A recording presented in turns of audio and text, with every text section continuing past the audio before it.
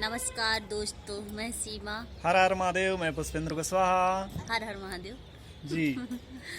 आज हम एक्चुअली में समाज को देखते हुए एक मुद्दे के बारे में बात करना चाह रहे हैं जो बहुत तेजी से वायरल हो रहा है और ऐसा कह सकते हैं कि बहुत तेजी से धर्म परिवर्तन लोग कर रहे हैं। आखिर क्यों कर रहे हैं?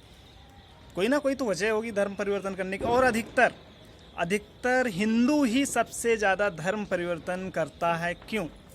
वैसे भी आज़ादी के बाद सबसे ज़्यादा जो कह सकता हूँ धर्म का विनाश हुआ है, हिंदू धर्म को हुआ। उसके बहुत सारे रीजन हैं, आप समझ सकते हैं। संविधान में ऐसी कुछ धाराएं हैं जो हिंदू के खिलाफ हैं, हिंदू के बहुत ज़्यादा खिलाफ हैं। क्यों जी? तो उस वजह से थोड़ा सा हिंदू का धर्म का ज्ञान, मतलब अब भारतीय संस्कृति भी बहुत नीचे आई है और भ्रष्ट हुई है कई कारणों की वजह से। उसी पे थोड़ा सा मुद्दे पे बात करेंगे, मैं और सीमा जी दोनों। तो आजकल क्या ना, सनातन धर्म रह ही नहीं गया, गुरुकुल बंद हो गए, तो संस्कृत कहीं पढ़ाई नहीं जा रही। हाँ, इसलिए लोगों को गुरुकुल में 1835 में लॉर्ड मैकाले, वही था ना, लॉर्ड मैकाले ने इंडियन एजुकेशन एक्ट लागू करके वो पूरा विनाश कर दिया। पहले भी 18 सब्जेक्ट पढ़ाए जाते थे, सब पढ़ाया जाता था। मेडिकल पढ़ाई जाती थी, इतिहास पढ़ाया जाता था और विज्ञान पढ़ाया जाता था, संस्कृत पढ़ाया जाता था। और गुरुकुल में ज्ञान और धर्म कर्तव्य का ज्ञान दिया जाता है। सबसे बड़ा ये है कि गुरुकुल में माता पिता गुरु को भगवान बताया गया है, जो आज के एजुकेशन शिक्षा में या स्कूल में नहीं बताया जाता, क्योंकि वो धर्म के अंतर्गत आ जाता है। आजकल बच्चों को बाहर भेज देते हैं पढ़ने के लिए, तो उनको किताबी पढ़ाई जाती है, बाकी संस्कृत वगैरह, ये धर्म का ज्ञान नहीं दिया जाता है। इसलिए बच्चों को धर्म का ज्ञान एक भी नहीं रहता है, जिससे संस्कार नहीं आते। और समाज क्या कहता है कि बीए पढ़ लिया, ग्रेजुएशन कर लिया, डॉक्टर बन गया तो उसे अच्छे संस्कार आ गए। अच्छे संस्कार कहाँ से आएंगे जब हमारे एजुकेशन एक्ट में, इंडियन जो शिक्षा है उसमें बताया ही नहीं जाता? तो अच्छे संस्कार कहाँ से आएंगे? अच्छे संस्कार पुस्तक पढ़ के रट्टू खोरा, इसीलिए अधिकतर ज्ञान कम रहता है। वृद्धावन आश्रम आज के समय में खुल रहे हैं। वृद्धावन आश्रम में, क्योंकि उन्हें धर्म का ज्ञान नहीं होता, तो बुढ़ापे में माता पिता को भगवान मानते ही नहीं, तो बुढ़ापे में लड़ाई झगड़ा। जब दो व्यक्ति रहते हैं सोच अलग अलग रहती है, ये बात सच है।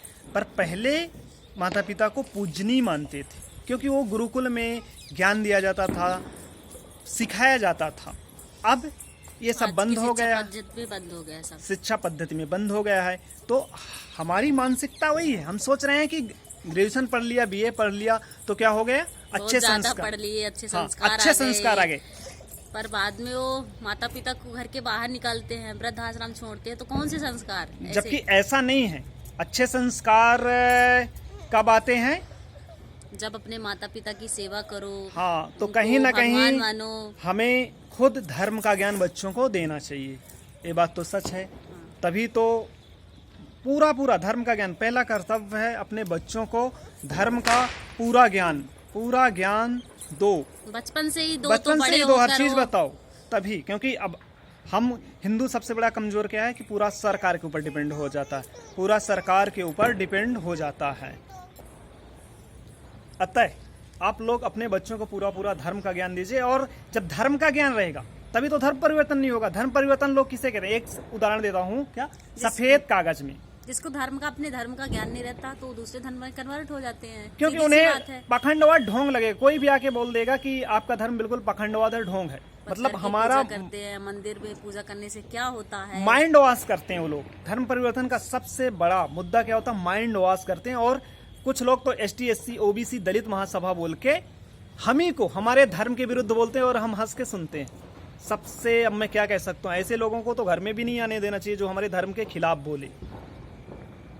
बस इस वीडियो में इतना ही।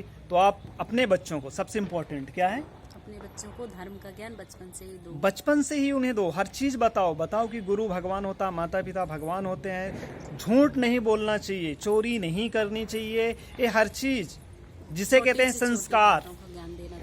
और वेद पुराण शास्त्र, हमारा पूरा का पूरा वेद पुराण शास्त्र जो है उसमें पूरी संस्कृत, पूरा विज्ञान है। एक बार अच्छे से पढ़ो तो। और गीता में क्या उपदेश दिया गया है? गीता में यही सब तो बताया गया है कि मनुष्य का जीवन कैसे एक रास्ते से गुजरता है और उस रास्ते में कैसे चलना है। बस इस वीडियो में इतना ही जी, धन्यवाद।